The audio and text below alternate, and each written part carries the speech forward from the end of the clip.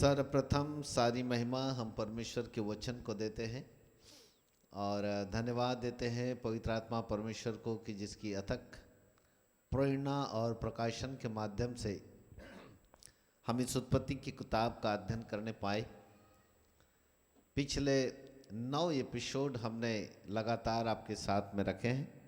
आज हम इस 10वें एपिसोड में आपका सहृदय स्वागत करते हैं और आज हम थोड़ा आगे की ओर अध्ययन करेंगे, जिससे कि हम जाने कि वास्तव में परमेश्वर ने और भी कैसे अद्भुत बातों को यहाँ पर रखा हुआ है। सो उत्पत्ति के 3 अध्याय को हम अध्ययन करते हैं। पिछले बार हमने अध्ययन किया था कि कैसे शैतान सर्प के रूप में प्रवेश करके किस तरीके से उसने हवा को बहकाया और उसने उस फल को खाने के लिए मजबूर किया जिसे परमेश्वर ने मना किया था। हम वहाँ तक आ चुके थे। थोड़ा आगे की ओर बढ़ेंगे अब यहाँ से हम। Thank you so much. शैतान हमेशा भ्रमित करने वाला है। वो संदेह डालता है, अपने विचारों को मनुष्य के विचारों में डाल देता है ताकि मनुष्य शैतान के विचारों में बहता चला जाए और वो कहीं न कहीं शैतान के उन विचारों को अपने जीवन के अंदर आने दे और उसमें वह खो जाए। शैतानी विचार कहीं और नहीं, केवल और केवल मनुष्य के विचारों के साथ ही आते हैं। शैतान अपना काम मनुष्य के विचारों के साथ में ही करता है और इसीलिए जैसे जैसे मनुष्य गलत बातों को, गलत सिद्धांतों को, परमेश्वर के वचन के विरोध में आने वाली तमाम बातों को जब अपने जीवन के अंदर वह ग्रहण करता चला जाता है, तो ऐसी स्थिति में ही शैतान विजय हो जाता है, क्योंकि मनुष्य उन विचारों को अपने अंदर लाकर नकारात्मकता के द्वारा, संदेह के द्वारा अपने लिए ही नुकसान का कारण करता है। शैतान का सबसे बड़ा हथियार है विचार। वह मात्र अपना एक विचार सौंपता है। हवा के सामने भी उसने केवल एक विचार रखा और उसी विचारधारा में हवा फंस गई और वह अनाज्ञाकारिता को अपने जीवन के अंदर लेकर के आई। शैतान चाहता है कि हमारे अंदर नकारात्मक विचार हो, हम परमेश्वर की आज्ञा का उल्लंघन करने वाले बने, और वो चाहता है कि हम कैसे भी हो लेकिन मनुष्य हारता चला जाए, असफल होता चला जाए। ये उसकी योजनाएं होती है। परंतु यदि हम अपने विचारों को सकारात्मक करें, अपने विचारों को थोड़ा बढ़ाएं और अपने विचारों को हम मजबूत करें और परमेश्वर के वचन के आधार पर दिल लेके जाएं, तो हम शैतानी हथियारों को नष्ट कर सकते हैं केवल और केवल अपने विचारों के द्वारा। हम उसको वहाँ से हटा सकते हैं। परंतु परमेश्वर जो असीमित सामर्थ्य का मालिक है, वो परमेश्वर जो सर्वव्यापी परमेश्वर है, वो हमारे अपने विचारों को वो भी हमारे अंदर में डालता है। लेकिन मनुष्य जो है वो परमेश्वर के विचारों को समझ नहीं पाता और शैतान के विचारों को अपने जीवन के अंदर सबसे पहले ग्रहण कर लेता है और उसी के अनुसार चलने के लिए वह कोशिश करता है। और इसीलिए मनुष्य को चाहिए कि वह उन विचारों को अध्ययन करे कि वास्तव में वो विचार जो हमारे अंदर आए हैं वो किसकी ओर से हैं, कैसे हैं और हमें कब उसका उपयोग करना चाहिए। शैतान के भी 3 तरीके हैं। वह 3 तरीकों से अपना काम करता है। यदि परमेश्वर के पास में भी त्रिएकता है या 3 तरीका है, परमेश्वर भी अपने 3 तरीकों के आधार पर काम करते हैं, तो शैतान ने भी खुदा की नकल मारी और शैतान ने भी वह 3 तरीका उसने अपनाया जिसके आधार पे वह संसार को भरमा रहा है। प्रकाशित वाक्य 12वां अध्याय उसका 7 पद में लिखा है, सारे संसार का भरमाने वाला। 7-8 में लिखा है, सारे संसार का भरमाने वाला पृथ्वी पर गिरा दिया गया। इसका मतलब है वो सारे संसार को भरमाता है। चलिएगा कैसे भरमाता है थोड़ा आगे की ओर देखते हैं हम। जब शैतान अदन की वाटिका के अंदर प्रवेश हुआ तो उसने स्त्री से कहा, 4 पद से पढ़ते हैं, तब सर्प ने स्त्री से कहा, तुम निश्चय न मरोगे, परंतु परमेश्वर आप जानता है कि जिस दिन तुम उसका फल खाओगे उसी दिन तुम्हारी आंखें खुल जाएगी और तुम भले बुरे का ज्ञान पाकर परमेश्वर के तुल्य हो जाओगे। वाह, ध्यान से सुनेगा। शैतान के 3 तरीका यहां पर उस शैतान ने अपनाया। नंबर 1, उसने कहा तुम निश्चय नहीं मरोगे। नंबर 2, उसने कहा तुम्हारी आंखें खुल जाएगी। नंबर 3, उसने कहा तुम परमेश्वर के तुल्य हो जाओगे, तुल्य हो जाओगे। तीनों बातें कितनी विरोधाभास थी। परमेश्वर ने कहा था तुम निश्चित मर जाओगे, ऑलरेडी उनकी आंखें खुली हुई थी। वे प्रतिदिन परमेश्वर को देख रहे थे। वे प्रतिदिन अदन की वाटिका के अंदर के सुंदर हरे भाग को, हरियाली को, जानवरों को, अदन की वाटिका के तमाम अद्भुत बातों को, अद्भुत चीज़ों को वो देखते चले जा रहे थे। उनकी आंखें तो खुली थी। उसके बावजूद भी शैतान ने कहा तुम्हारी आंखें खुल जाएगी। हवा को समझना चाहिए था कि शैतान कुछ तो गलत बोल रहा। उसके बाद फिर उसने कहा कि तुम परमेश्वर के तुल्य हो जाओगे। वाह, ऑलरेडी परमेश्वर ने आदम को अपने से थोड़ा सा कम बनाया था, मतलब छोटा परमेश्वर। हम ऐसा कह सकते हैं कि परमेश्वर ने बिल्कुल अपने कद से थोड़ा छोटा, अपने लेवल से थोड़ा छोटा, यानी आदम को एक छोटा परमेश्वर के रूप में बनाया, छोटे परमेश्वर के रूप में बनाया। तो यहां पर उनको समझना चाहिए था कि ऑलरेडी हम परमेश्वर के तुल्य हैं। फिर उनके लिए ये बात नासमझ कैसे बन गई हमें नहीं मालूम। चलिए थोड़ा आगे चलते। शैतान का 3 तरीका। नंबर 1, तुम निश्चय न मरोगे, झूठी भविष्यवाणी। पहला तरीका, झूठी भविष्यवाणी। शैतान ने कहा था तुम निश्चित मर जाओगे। सॉरी, परमेश्वर ने कहा था तुम निश्चित मर जाओगे। जिस दिन तुम वाटिका के फल खाओगे तुम उस दिन मर जाओगे। लेकिन शैतान ने झूठी भविष्यवाणी किया, उसको कहा तुम निश्चय न मरोगे। पहला तरीका, परमेश्वर के वचन के विरोध में की जाने वाली झूठी भविष्यवाणी।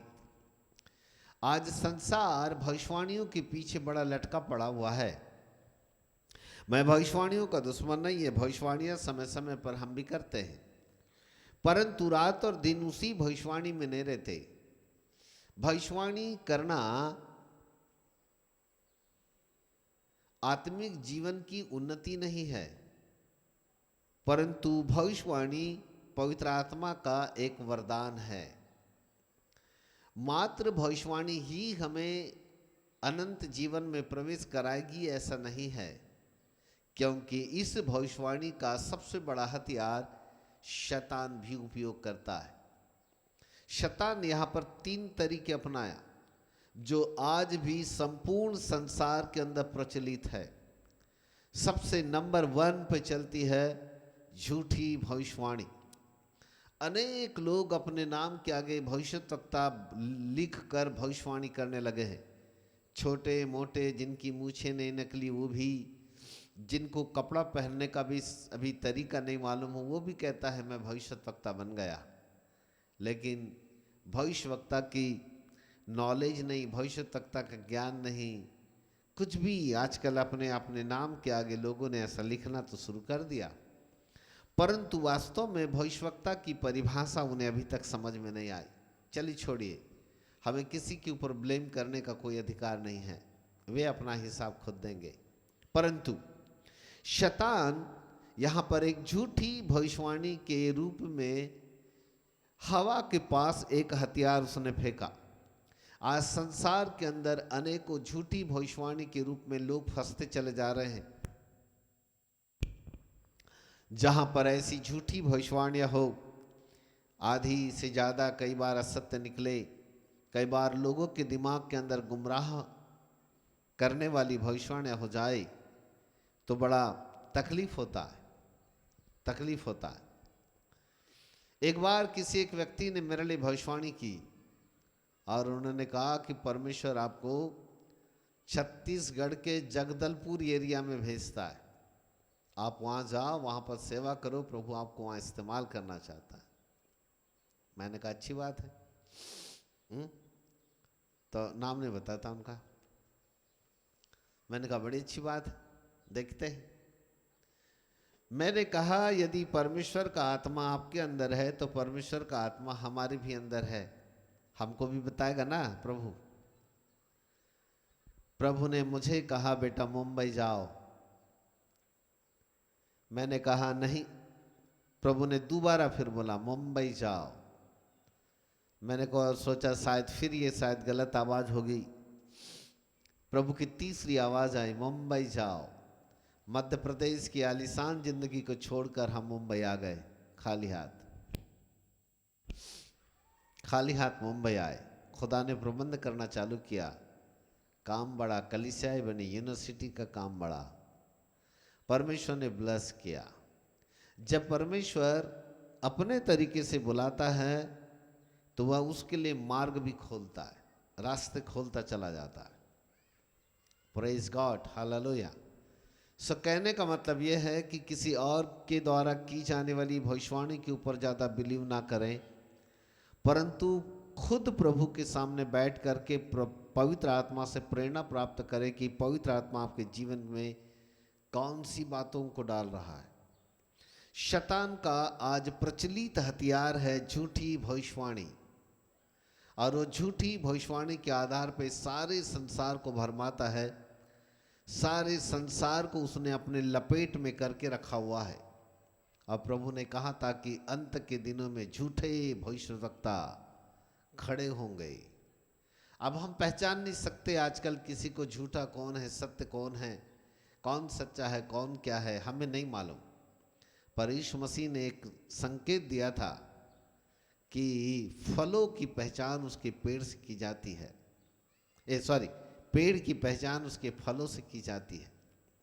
जैसा उसका फल लगता है उसी के आधार पर हम कहते हैं कि ये इसका पेड़ है। सेब का फल लगेगा तो हम कहेंगे ये सेब का फल है, सेब का पेड़ है। यदि केला फल रहा है तो हम बोलेंगे कि ये केले का पेड़ है। इसी आधार पर हम उन्हें पहचान सकते हैं। परंतु फिर भी प्रचलित रूप में बहुत ज़्यादा भविष्यवाणी और झूठे भविष्यवक्ताओं को पहचान लेना, एक एक के पास जाकर, ये हमारा काम नहीं है। हमें अपने जीवन को सतर्क रखना है कि कहीं मेरे जीवन के अंदर कोई ऐसा नबी जो झूठा या झूठी भविष्यवाणी को मेरे अंदर तो नहीं डाल रहा है। कहीं न कहीं मैं उन झूठी भविष्यवाणियों में जाकर के कहीं फंस तो नहीं जा रहा हूँ। कोई ऐसी बात मेरे जीवन को नुकसान तो नहीं पहुंचा रही है। हमें सतर्क रहने की आवश्यकता है।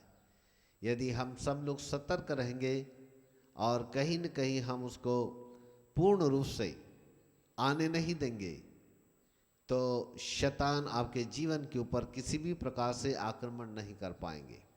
ये पहला आक्रमण, पहला तरीका शैतान का हमारे जीवन पर।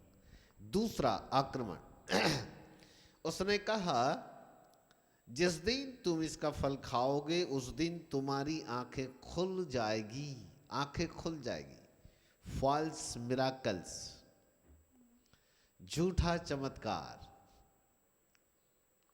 Number 1 false prophecy. Number 2 false miracles, झूठा चमत्कार। अंत के दिनों में झूठे मिराकल्स करने वाले भी बहुत होंगे और कहीं न कहीं वो बरगलाएंगे और लोगों को अपने पास इकट्ठा करने के लिए टेढ़ी मेढ़ी चालें चलना चालू करेंगे। हमें समझना पड़ेगा कि ये झूठे मिराकल्स करने वाले लोग कौन हैं, क्या है, कैसे हैं, किस प्रकार से करते हैं। बहुत सारे अलग अलग तरीकों से विश्लेषण करें तो बहुसंख्यक लोगों का अलग अलग तरीके से अलग अलग बातों का कहना सामने आता है, लेकिन फिर भी हमें नहीं मालूम हम कहाँ कहाँ जाकर के लोगों को पता करें। प्रभु यीशु मसीह के नाम से भी लोग आजकल झूठे मिराकल्स करना चालू कर दिए। फिर भी मैं आपको कहूँ कि पेड़ की पहचान फलों से होती है, उनके स्वभाव से होती है। यदि उनके अंदर ईश्वरीय स्वभाव, ईश्वरीय गुण पाए जाते हैं तो वास्तव में वो यीशु मसीह के नाम से किए जाने वाले मिराकल सत्य है। पर ऐसे लोग जिनके अंदर ईश्वरीय स्वभाव नहीं पाया जाता, परमेश्वर के वचन से कहीं हटकर पाए जाते, उन्हें पहचान लो। और बाइबल हमें सिखाती है कि ऐसों से हम परे रहें, दूर रहें, ज़्यादा अच्छा है। जितना ज़्यादा ऐसों से हम अपने आप को अलग रखें, हमारे लिए ज़्यादा सुरक्षा है। Praise God. तो शैतान का पहला तरीका जो था वो है फॉल्स प्रोफेसी। तुम निश्चय न मरोगे, फॉल्स प्रोफेसी। नंबर 2 तुम्हारी आंखें खुल जाएगी, फॉल्स मिराकल्स, आंखें खोल देने वाला मिराकल्स है ना, फॉल्स मिराकल्स, झूठे चमत्कार। नंबर 3 अंत में उसने कहा तुम भले बुरे का ज्ञान पाकर परमेश्वर के तुल्य हो जाओगे। तीसरा तरीका शैतान का, तुम परमेश्वर के तुल्य हो जाओगे। कहने का मतलब false teaching, false teaching, false teaching, झूठी भविष्यवाणी, सॉरी झूठी शिक्षा झूठी शिक्षा। शैतान अलग अलग लोगों के माध्यम से अलग अलग शिक्षाओं को देते हैं। संसार के अंदर बहुत सारे ऐसे शिक्षक खड़े हो गए हैं जो बहुत ही ज़्यादा गलत प्रकार की शिक्षाओं को जन्म देते हैं और वे गलत शिक्षाओं का शिकार भी बन जाते हैं। मनुष्य का मन शिक्षाओं को ग्रहण करने वाला होता तो है, परंतु वो समझ नहीं पाता है कि ये गलत है या सही है। बहुसंख्यक लोग परमेश्वर के वचन के प्रकाशन से बिल्कुल हटकर के बात करने लगते हैं और बहुसंख्यक लोगों को अभी तक ये नहीं मालूम होता है कि वचन क्या कहता है। कई बातें जो दूसरे के ऊपर थोपने के आधार पर, कई ऐसे सिद्धांत जो अपने सेवाओं के लिए, मिनिस्ट्री के लिए बना लेते हैं, उन्हें नहीं मालूम होता है कि वास्तव में उसके पीछे वचन क्या कहता है। यदि वचन की गहराई वहाँ तक नहीं पहुँच पाती है तो ऐसी शिक्षाओं से बिल्कुल परे रहें, दूर रहें, क्योंकि झूठी शिक्षा शैतान का तीसरा हथियार है, तीसरा तरीका है, तीसरा हथियार है। और झूठी शिक्षाओं के माध्यम से शैतान लोगों के ऊपर आक्रमण करता चला जा रहा है। लोग फंसते चले जाते हैं और नाना प्रकार से अपने आप को दुखों में सहभागी कर लेते। अभी पिछले दिनों में एक ऐसे व्यक्ति से मेरी मुलाकात हुई। उन्होंने मेरा समय लिया, कुछ देर तक बैठकर के हम उनके साथ चर्चा करते रहे। उन्होंने प्रभु यीशु मसीह के अनुग्रह को इतना ज़्यादा बढ़ावा दिया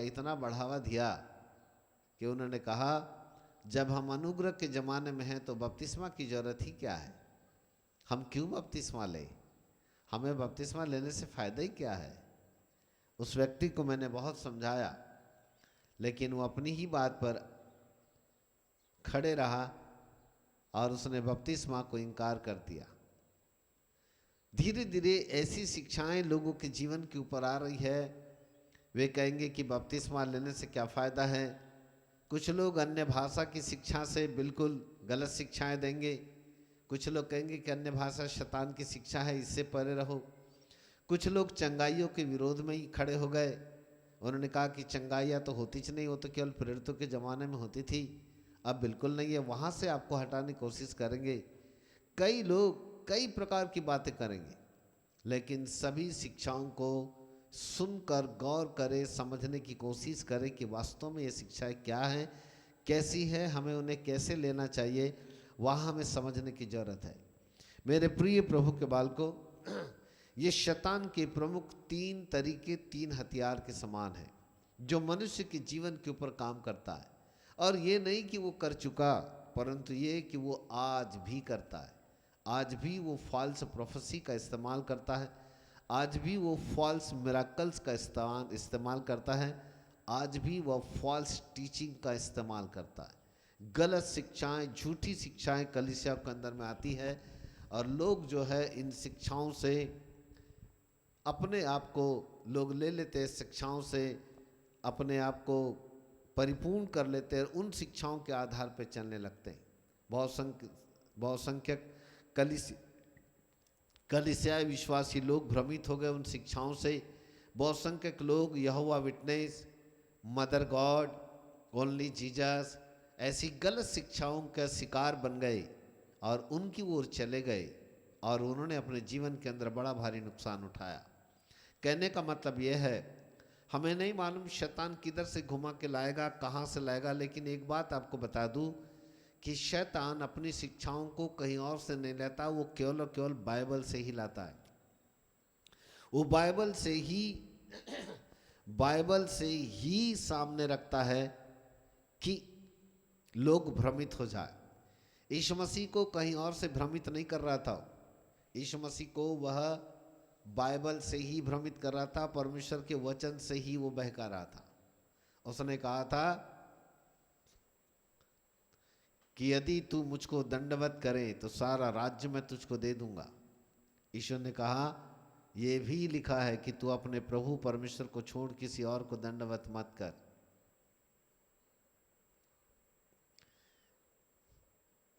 शैतान कहीं और से नहीं जाएगा, इसी बाइबल के अंदर से जाएगा। वो वचन से ही घुमाने की कोशिश करेगा। वो भी वचन को लिया। शैतान ने भी भजन संहिता 91 का एक वचन लिया, क्योंकि यीशु मसीह को बोले लिखा है कि स्वर्गदूत तुझको हाथों हाथ उठा लेंगे, ऐसा ना हो कि तेरे पत्थर में पांव से ठेस लगे। शैतान ने इसी वचन का उपयोग किया था यीशु मसीह के लिए। बोले लिखा है, इसलिए तू ऊपर से कूद जा, स्वर्गदूत तुझको बोले झेल लेंगे, ऊपर से कूद जा, लिखा है बोले ऐसा। शैतान वचन से ही इस्तेमाल करता है, झूठी शिक्षाएं वचन के द्वारा ही लाता है। तब यीशु मसीह ने कहा, हे शैतान, वचन में ऐसा भी लिखा है कि तू अपने प्रभु परमेश्वर की परीक्षा ना कर, भी लिखा है। वचन से ही शैतान गुमराह करेगा, वचन से ही वो लोगों को बहकाएगा, वचन से ही वो लोगों को अपने पीछे लेकर के आएगा। लेकिन हमें बहुत सावधान रहना है। परमेश्वर के वचन का इतना अच्छा अध्ययन कीजिए, परमेश्वर के वचन को प्रतिदिन अपने जीवन की गांठ बनाइए, परमेश्वर के वचन से परिपूर्ण रहिए। परमेश्वर के वचन से न दाएं मुड़े न बाएं मुड़े, वरन सीध में चलो। परमेश्वर के वचन को अपने जीवन का मार्गदर्शक बना लो, उसे गहराई से जानो, क्योंकि आने वाले समयों में शैतान इसी वचन का प्रयोग करेगा और वो लोगों को बहकाता चला जाएगा। आज भी वो कर रहा है। कई लोग इसी वचन के द्वारा बहकाव में चले गए। हालेलुया।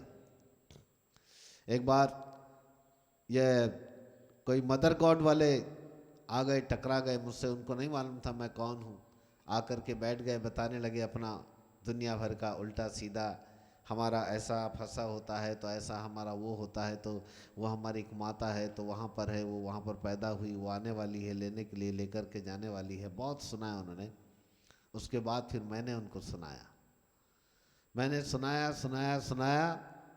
1 घंटे तक उनका दिमाग ब्रेन वॉश करने की पूरी कोशिश किया, लेकिन शैतान ने इतनी जड़ जमा करके उनके अंदर में गलत शिक्षा डाला है कि वो चाहकर भी वहाँ से बाहर नहीं आ सकते। अंत में उन्होंने कहा सर आप बोलते हो तो सही है, लेकिन हमको जो सिखाया गया बोले हम उसको इनकार नहीं कर सकते। लास्ट में उन्होंने यही कहा। तो मैंने कहा यदि तुम नहीं मान सकते तो दरवाज़ा खुला है, आप यहाँ से जा सकते हो, नहीं तो मेरा भी टाइम खराब होगा, तुम्हारा भी टाइम खराब होगा। फिर वो मेरे घर से निकल गए, मैंने उनको भगा दिया। मैंने कहा दोबारा इधर मत ही आना तो ज़्यादा अच्छा है, फिर दोबारा नहीं मिले। परंतु यदि कोई कमजोर वर्ग का व्यक्ति रहे जिसको बहुत ज़्यादा परमेश्वर के वचन का नॉलेज ना हो, हम ऐसे व्यक्ति के लिए क्या करें? ऐसे व्यक्ति तो बहुत जल्दी झूठी शिक्षाओं में पहले फंस जाते हैं, और यही कारण है कि ऐसे झूठे लोगों के झूठे चर्च जो आज भी हर शहरों में चल रहे हैं, कई मदर गॉड के नाम से चल रहे हैं, कई यहोवा विटनेस के नाम से चल रहे हैं, कोई ओनली जीसस के नाम से चला रहे हैं, जिन्होंने परमेश्वर के वचन को तोड़ मरोड़ करके अपने ही फायदे के लिए उन्होंने उपयोग में लाया। बी केयरफुल, ऐसों से सावधान रहे, ऐसों से सावधान रहे। ये झूठी शिक्षाओं का सबसे बड़ा शैतान उपयोग करता है। तो शैतान के 3 तरीके। नंबर 1, फॉल्स प्रोफेसी, तुम निश्चय नहीं मरोगे। फॉल्स प्रोफेसी, झूठी भविष्यवाणी। फॉल्स प्रोफेसी किया उसने हवा के लिए, बोले हवा तुम नहीं मरोगे। सही भी बात है, लास्ट में मरे थोड़ी थे वो ऐसे, परंतु जिस दृष्टिकोण से खुदा के दृष्टिकोण में मरने वाले थे, उस मृत्यु की बात उनको समझ में नहीं आई। वो शारीरिक रूप में तो नहीं मरे, लेकिन परमेश्वर की महिमा, परमेश्वर का जो सब कुछ उनके अंदर में था, वो सब कुछ खत्म हो गया। परमेश्वर ने उसको एक ऐसी मृत्यु के विषय में बातचीत किया था जिसको उनको समझ में ही नहीं आया, और वो उस मृत्यु का शिकार हो गए। खुदा ने कहा था कि बेटा आदम, बेटी हवा, जिस दिन तुम इस फल को खाओगे उस दिन तुम मृत्यु का शिकार हो जाओगे। दूसरे शब्दों में मृत्यु ने उनके ऊपर कब्जा कर लिया। मृत्यु ने कब्जा कर लिया, अंधकार ने कब्जा कर लिया। मृत्यु आदम और हवा के प्राण में, मृत्यु आदम और हवा की आत्मा में, और मृत्यु आदम और हवा के शरीर में कब्जा कर गई। वहीं से मृत्यु का प्रारंभ हुआ। उसके पहले आदम और हवा की मृत्यु ही नहीं थी। उस बात को नहीं समझ पाए। सो झूठी भविष्यवाणी करने के द्वारा भी शैतान लोगों को फंसाता है। नंबर 2, झूठे मिराकल्स। तुम्हारी आंखें खुल जाएगी, तुम्हारे लिए ऐसा हो जाएगा, तुम्हारे लिए वो हो जाएगा, तुम्हारे लिए वो ऐसा हो जाएगा। 2 दिन पहले, परसों, कल मैं एक मुंबई का एक नाला सुपारा नामक स्थान, वहां पर मैं गया। एक व्यक्ति को थोड़ी कुछ तकलीफ थी, उसके हाथ पांव ऐसे ऐसे टेढ़े थे, कुछ नसों का प्रॉब्लम था, अच्छे से चल नहीं पा रहा था। वो व्यक्ति यूट्यूब पर देखता देखता वो एक शहर में गया। बहुत गरीब आदमी था, उसके पास वहाँ जाने के लिए पैसे नहीं थे। उसने अपने पत्नी से कि गले का कोई मंगलसूत्र वगैरह था, कुछ था, सोना वगैरह, उसको बेचा। उसने पैसा जमा करके एक शहर गया, एक व्यक्ति के पास गया ताकि वो उसके लिए दुआ करे। यूट्यूब के ऊपर देखकर उस नंबर के ऊपर कांटेक्ट करके गया। उन्होंने वहाँ उससे 25,000 रुपये लिए कि बोले वो तो तभी आपको मिलेंगे, वेटिंग लिस्ट रहना पड़ेगा, 25,000 रुपये भरना पड़ेगा, 25,000 रुपये दो, फिर आपका नंबर लगेगा, प्रभु के दास आएंगे, आपके लिए प्रार्थना करेंगे। उसने 25,000 रुपये सोना बेच के गया था वो अपनी पत्नी का, शायद मैं जाऊंगा चंगा हो जाऊंगा। 25,000 रुपये भरे, वहाँ रहा। कुछ समय के बाद उसका नंबर लगा, प्रभु के दास ने उसके लिए प्रार्थना की, आए, जैसा का वैसा ही था,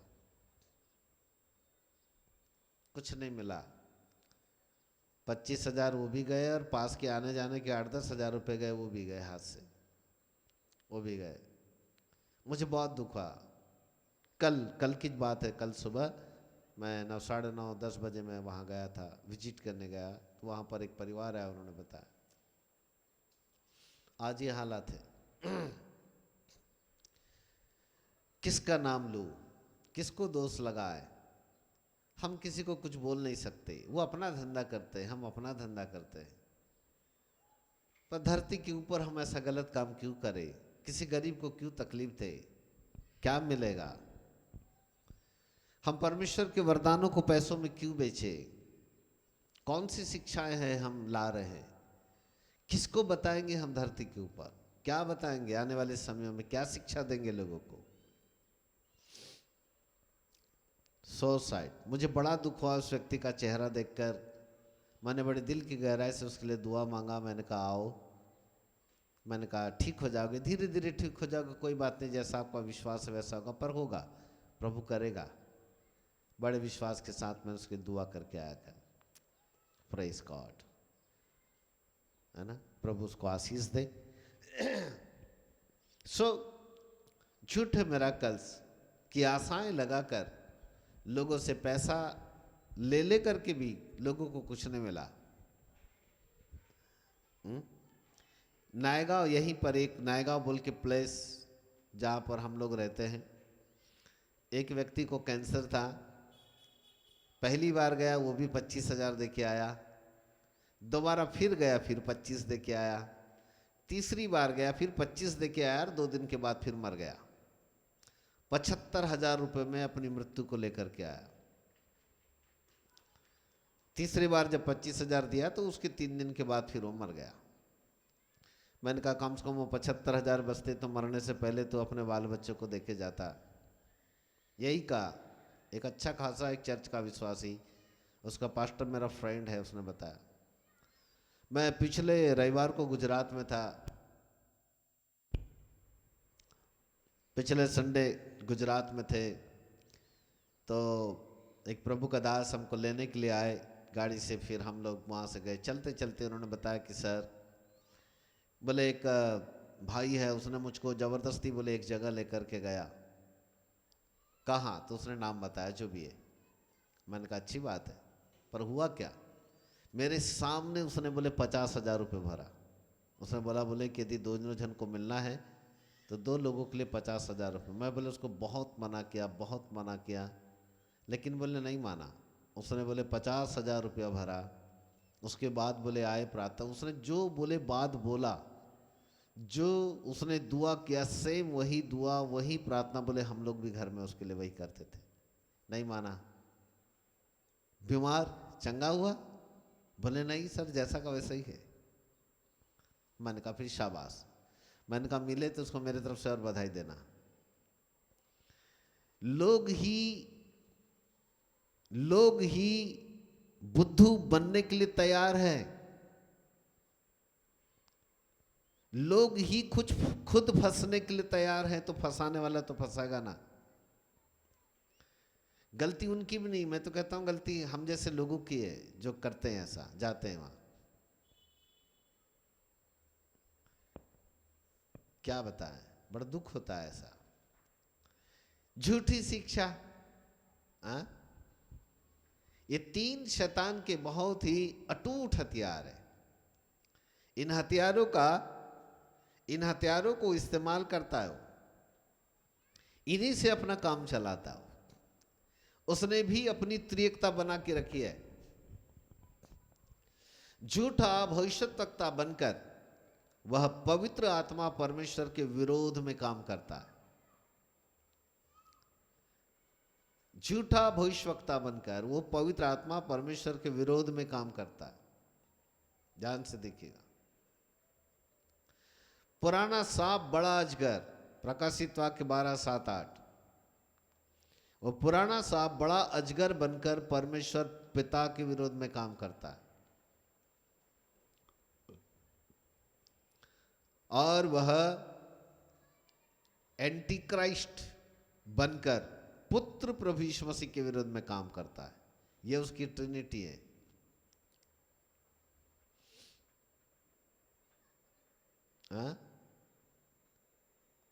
झूठा भविष्यद्वक्ता के रूप में वो पवित्र आत्मा परमेश्वर के विरोध में काम करता है। पुराना अजगर बड़ा सांप उस रूप में होकर वो परमेश्वर पिता के विरोध में काम करता है। और एंटी क्राइस्ट बनकर, ख्रिस्ट विरोधी बनकर वो परमेश्वर पुत्र के विरोध में काम करता है।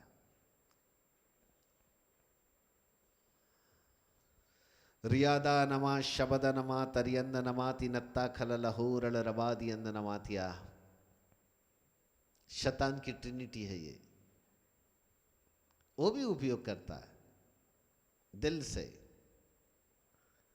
उसने भी अपनी ट्रिनिटी बना के रखा, खुदा की नकल मार के रखा है। उसको भी मालूम है कि बोले मैं भी ऐसा करूंगा, और ख्रिस्ट विरोधी बन जाता है, पुत्र प्रभु यीशु मसीह के विरोध में काम करने लगता है। झूठा भविष्यवक्ता बनकर पवित्र आत्मा परमेश्वर के विरोध में काम करता है। पुराना अजगर बड़ा सांप, एक बड़ी लंबी कहानी उसकी। शैतान का एक और बड़ा विचित्र नाम है पुराना अजगर। वही पुराना अजगर, बड़ा सांप जो इब्लिस और शैतान कहलाता है। ये परमेश्वर पिता के विरोध में काम करता है। और इस तरीके से वो कलीसिया के अंदर में काम करते हैं। ये मत सोचो कि कलीसिया के अंदर केवल प्रभु पवित्र आत्मा की उपस्थिति होती है, बाकी की नहीं। ऐसा नहीं है। शैतान भी अपना काम करता है, बस यह है कि हमारी समझ के परे है। पर यदि हम समझ जाए उसकी चालाकियों को, उसके तरीकों को, उसके हथियारों को यदि हम समझ जाए तो हम उसको पकड़ सकते हैं, हम उसको अपने जीवन से निकाल सकते हैं, उसको नष्ट कर सकते हैं। उसकी हर एक हरकतों को नष्ट किया जा सकता है। Praise God, hallelujah. शैतान के इन हथियारों से अपने आप को बचाएं, शैतान के तरीकों से अपने आप को बचाएं। वो किसी भी प्रकार से अपने आप को मत फंसने दें। परमेश्वर के वचन का अध्ययन करें, पवित्र आत्मा के नियंत्रण में रहें। प्रभु भक्तों के जो अगुवे लोग हैं, जो अभिषिक्त लोग हैं, जो बहुत ही पहुंच रखते हैं, जो अच्छा वचन का ज्ञान रखते हैं, उनकी अधीनता में रहें। कोई बात हो तो उनसे प्रश्न करें, उनसे पूछें, उनके सलाह मशवरा करें, उनके नियंत्रण में रहें, ताकि हम शैतान की चालाकियों से, उसके हथियार से, उसके तरीकों से अपने आप को बचाए रख सकें। प्रभु आपको आशीष दे। आइए हम प्रार्थना करें। पवित्र पिता परमेश्वर, प्रभु यीशु मसीह के सामर्थी नाम में हम आपका हृदय की गहराई से धन्यवाद देते हैं। सुंदर समय के लिए धन्यवाद देते प्रभु जो आपने हमको दिया। एक बार फिर से आपके अपार अनुग्रह के लिए धन्यवाद। आपके नाम को महिमा मिले, आदर मिले, सम्मान मिले। और धन्यवाद देते हैं पवित्र आत्मा कि आप हमारे साथ में रह के काम करते हैं। आज प्रभु फिर से हमने शैतान के प्रभु उस प्रमुख चालाकियों को, जो अपने 3 तरीकों को 3 हथियार के रूप में इस्तेमाल करता है, प्रभु आज हमने उसको बारीकी से देखा है। कैसे प्रभु हवा को भी उसने 3 तरीकों से बहकाया। फॉल्स प्रोफेसी भी किया प्रभु उसने, फॉल्स मिराकल्स भी किया, और फॉल्स टीचिंग भी उसने दी। और इस प्रकार से प्रभु हवा और आदम के जीवन को उसने बहका कर उसको उसने अदन की वाटिका से बाहर निष्कासित कर दिया। हे पवित्र पिता, हमें समझ और बुद्धि दो बाप आसमानी, कि हम शैतान की चालाकियों को समझ सके, उसकी युक्तियों को हम जान सके, उसके हथियारों को समझ सके कि वो कैसे अपने हथियार चलाता है। पिता, इन दिनों में कलीसिया को जागृत कीजिएगा। जितने भी लोग इस समय प्रभु हमारे इस चैनल को, यूट्यूब चैनल को, सोशल मीडिया वाले लोग देख रहे हैं, उन्हें भी बुद्धि मिले, ज्ञान मिले, समझ मिले बाप। वे अपने अंदर प्रभु शैतान की इस चालाकियों को समझ सके और ज़्यादा से ज़्यादा लोगों तक प्रभु इस शिक्षा को प्रभु फैला सके, जिससे कि लोग सजग हो जाए, सतर्क हो जाए, और वे शैतान की झूठी भविष्यवाणी और झूठे शिक्षाओं से और झूठे मिराकल्स से प्रभु अपने आप को बचाने वाले बन जाए। धन्यवाद पवित्र आत्मा, आपके नाम को महिमा मिले। हे पवित्र प्रभु, जितने लोग हमें इस वक्त देख रहे हैं, उनके परिवारों के ऊपर आपकी सामर्थ को रिलीज करते और प्रभु प्रार्थना करते हैं नासरत की यीशु मसीह के नाम से उनके परिवारों में आपकी सामर्थ काम करे। यीशु मसीह के सामर्थ्य नाम में आपका पवित्र आत्मा उनके जीवन पर प्रभु जी उजियाला प्रदान करने पाए, ताकि हर एक अंधकार की शक्तियाँ उनके पारिवारिक जीवन से निकाल दी जाए। प्रेम, आनंद, शांति उनके परिवार के अंदर मिले, किसी भी प्रकार के कोई नुकसान न होने पाए। धन्यवाद पवित्र आत्मा, आपके नाम को धन्य कहते हैं। सब प्रकार से प्रभु लोगों को छुटकारा प्रदान कीजिएगा। हर एक अंधकार की ताकत, शैतानी ताकतें जो लोगों को प्रभावित करती है, यीशु मसीह नासरी के नाम से डिस्ट्रॉय किया जाए, तमाम प्रकार की श्रापित बीमारियां जो लोगों के शरीरों के ऊपर आक्रमण करती, यीशु के नाम से प्रभु निकाल दिया जाए। प्रभु, लोग यीशु मसीह के कोड़े खाए जाने के द्वारा चंगे किए जाए। धन्यवाद पवित्र प्रभु, आपके नाम को महिमा मिले, आदर मिले, सम्मान मिले। धन्यवाद के साथ मसीह यीशु के नाम से मांगते हैं, ग्रहण करो पिताजी। आमीन, आमीन और आमीन। Praise God, hallelujah. So thank you so much. Next episode में फिर कल शाम को हम 6 बजे आपके साथ मुलाकात करेंगे। प्रभु आपको आशीष दे। Thank you, God bless you.